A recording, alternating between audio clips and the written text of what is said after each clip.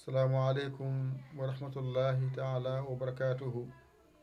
E bandiraɓe sehilaɓe, on calminama kadi on juurama, e on jettama kadi en gari kadi e heblo men heeso.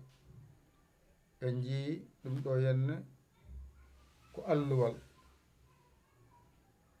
alluwal noon jangata janginta, ko janginowo o addata ko jangete ko wara ɗo. An jangowo noon jogoɗa jiiɗe ma e jungo ma, jiiɗe ma ɗe ngara ɗo, jungo ma ngo wona e karne ma he. Kala ko winda ɗo ngara mbañirɗa ɗum e alluwal ma annene. Sene jangine noon ngara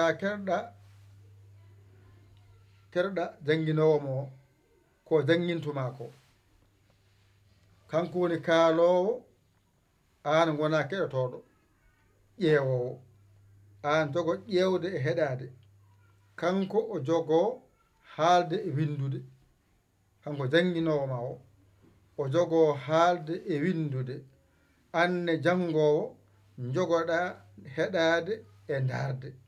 Teskuyema noon wona hen. Kala alkulal ngal janguɗa ganda ngal ɗo mi jangi ngal, alkulɗe kewani ko 32 alkulal to woni hen. Kala hen goto janguɗa gaynuɗa ngal gasi ko Pulaar noon jangata, kono wona mbeɗa ari jangindema Pulaar, ala. Ganmi ko jangguindema bindol ngol, holno windirte e holno jangorto sa fayi jangude. Ɗum tan garɗen wadde. Ɗum noon ko école tan en ƴewdo ha ganden ko ɗum woni fandare men e jangde he. Wona goɗɗum noon, ko musidɗo mon, guiɗo mon saabu Allah, Yaya Ly kolo Sénégal, alhamdulillahi rabbil alamina. Joni inchallah naten gollal. Ɗum ɗo ko gardini min wonɗo. On jarama, wassalam.